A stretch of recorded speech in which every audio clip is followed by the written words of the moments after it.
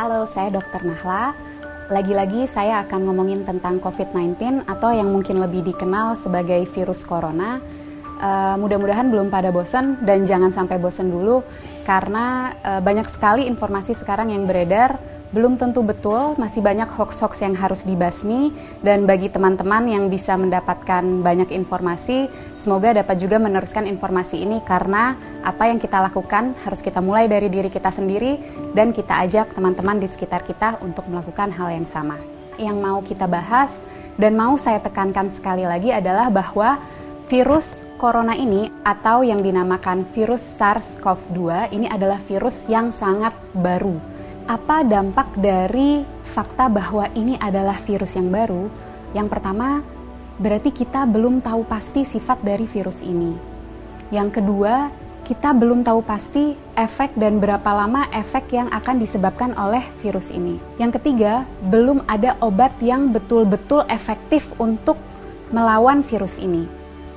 Yang keempat, belum ada vaksin yang bisa mencegah seseorang untuk tidak terinfeksi virus ini. Jadi itu yang teman-teman harus selalu ingat. Informasi ini bukan untuk membuat teman-teman panik, tapi untuk membuat teman-teman lebih waspada bahwa memang apa yang sedang kita hadapi ini betul-betul nyata. Dan bersama-sama kita bisa mencegah penularan virus ini lebih luas. Secara umum ketika virus masuk ke dalam tubuh kita, gejala yang ditimbulkan itu mirip-mirip. Demam, sakit kepala, lemah, letih, lesu, pegel-pegel, seperti itu. Bagaimana dengan virus yang masuk spesifik langsung ke infeksi saluran pernafasan? Ada pilek, hidung meler, hidung tersumbat, nyeri tenggorokan, batuk, sesak nafas, nyeri dada. Gimana dengan virus SARS-CoV-2 atau virus corona? Gejalanya sangat bervariasi. Jadi gejala-gejala yang tadi saya sebutkan itu bisa ada pada orang yang terinfeksi virus ini. Dan juga jumlah gejala yang timbul itu juga bervariasi.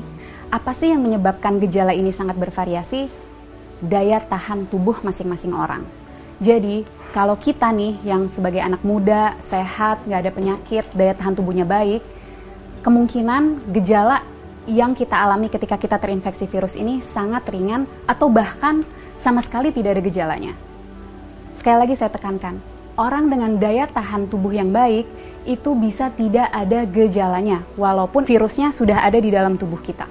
Dan orang dengan daya tahan tubuh yang baik, dia mampu menyembuhkan dirinya sendiri karena pada dasarnya virus itu memang self-limited disease. Jadi daya tahan tubuh kita sendiri bisa membasmi virus itu. Bagaimana dengan orang-orang dengan daya tahan tubuh rendah? Tentunya akan dapat mengalami gejala yang lebih berat, bisa sampai sesak nafas, bahkan bisa sampai menyebabkan kematian. Siapa saja sih orang-orang yang kita tahu daya tahan tubuhnya rendah? Yang pertama, orang tua yang usianya di atas 60 tahun. Yang kedua, orang-orang dengan penyakit penyerta. Penyakit penyerta itu apa? Jadi penyakit yang biasanya lagi-lagi ada di orang tua, seperti kencing manis, darah tinggi, sakit jantung, sakit ginjal, sakit paru, sakit liver, kanker, dan lain-lain. Nah, orang-orang inilah yang akan sangat menderita ketika dia terinfeksi oleh virus SARS-CoV-2 atau virus corona ini. Untuk kita yang daya tahan tubuhnya baik, ketika kita terinfeksi virus ini, kita bisa hanya dengan meningkatkan daya tahan tubuh kita, terus kita bisa melawan virus ini. Tapi bagaimana dengan orang-orang dengan daya tahan tubuh rendah? Itu yang harus kita pikirkan. Itu yang harus kita cegah supaya mereka tidak tertular virus ini. Jadi, apa yang bisa kita lakukan untuk membantu mereka-mereka yang daya tahan tubuhnya rendah? Dengan cara jaga jarak, hindari keramaian, dan di rumah aja. Kenapa? Karena virus ini yang paling kita takutkan dan sudah kita tahu dari virus ini adalah penyebarannya yang sangat amat cepat dan lebih mudah dan lebih cepat di tempat-tempat keramaian. Tapi lagi-lagi jangan panik. Bukan berarti kalau teman-teman yang masih muda dan sehat ini merasa, oh saya ada gejala-gejala COVID-19 nih, ada demam-demam yang sumeng-sumeng, demam rendah, nyeri tenggorokan, sedikit pilek, sedikit batuk, terus harus langsung ke rumah sakit. Bukan itu maksud saya. Bukan berarti kalau teman-teman ada gejala itu harus segera ke rumah sakit. Apa yang harus kita lakukan? Ketika mengalami gejala itu, lagi-lagi di rumah aja, tingkatin daya tahan tubuh dari rumah. Dengan cara apa? Istirahat yang cukup, tidur malam yang cukup, 7-9 jam, makan makanan bergizi, minum air yang banyak, kalau bisa lakukan olahraga atau aktivitas ringan di rumah. Kenapa untuk kita yang muda dan sehat ketika mengalami gejala-gejala penyakit COVID-19 lebih baik di rumah aja dan nggak perlu ke rumah sakit? Karena kita mau memastikan bahwa rumah sakit itu tetap tersedia untuk mereka yang betul-betul membutuhkan. Orang tua, orang dengan daya tahan tubuh yang rendah, dan orang-orang muda yang mengalami gejala berat seperti sesak nafas. Mereka itulah yang harus segera ke rumah sakit. Jadi kita pastikan rumah sakit memang untuk mereka yang membutuhkan. Kalau kita bisa di rumah aja. Bagaimana dengan kita yang tidak ada gejala? Sebaiknya tetap jaga jarak, hindari keramaian, dan di rumah aja. Kenapa? Karena seperti yang tadi sudah sempat saya jelaskan, orang dengan daya tahan tubuh baik bisa jadi tidak menimbulkan gejala apapun. Jadi kalau dari luar dia terlihat sehat, belum tentu tidak ada virus itu di dalam tubuhnya. Dan orang-orang tanpa gejala ini tetap bisa menularkan ke orang lain. Melalui apa? Misalnya, kita lagi ngobrol-ngobrol sambil makan, dia tersedak, batuk, virusnya banyak di situ. Atau lagi di mobil bareng, AC-nya kenceng banget, kedinginan, dia bersin, virusnya ada di situ. Penting untuk kita jaga jarak 1 meter untuk memastikan droplet yang keluar melalui batuk ataupun bersin tidak terkena pada kita.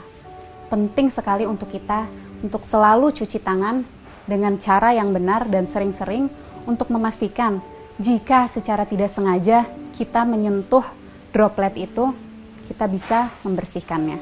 Dan yang juga penting, jangan menyentuh wajah dengan tangan kita yang belum bersih.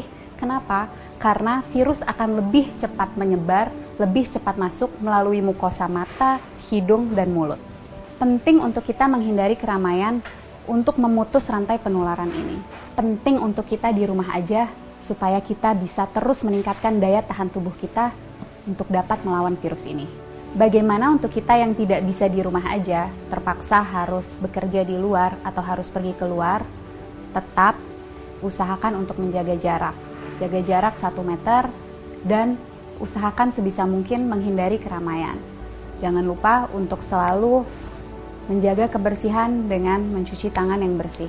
Kalau tidak bisa menemukan air dan sabun, kita bisa menggunakan sanitizer. Para peneliti, dokter-dokter, farmasis, tenaga medis, dan semua sedang berusaha mati-matian untuk mencari obat dan vaksin dari virus ini. Mari kita berperan membantu mereka dengan cara jangan panik tapi tetap waspada. Kita jaga jarak, hindari keramaian, dan di rumah aja. Nggak perlu ke rumah sakit kalau gejalanya ringan. Pastikan rumah sakit tersedia untuk mereka yang membutuhkan, orang-orang tua, orang dengan daya tahan tubuh rendah, dan orang-orang dengan gejala yang berat seperti sesak napas. Yuk teman-teman, kita bareng-bareng lawan virus SARS-CoV-2 ini. Dan untuk teman-teman medis, tetap semangat.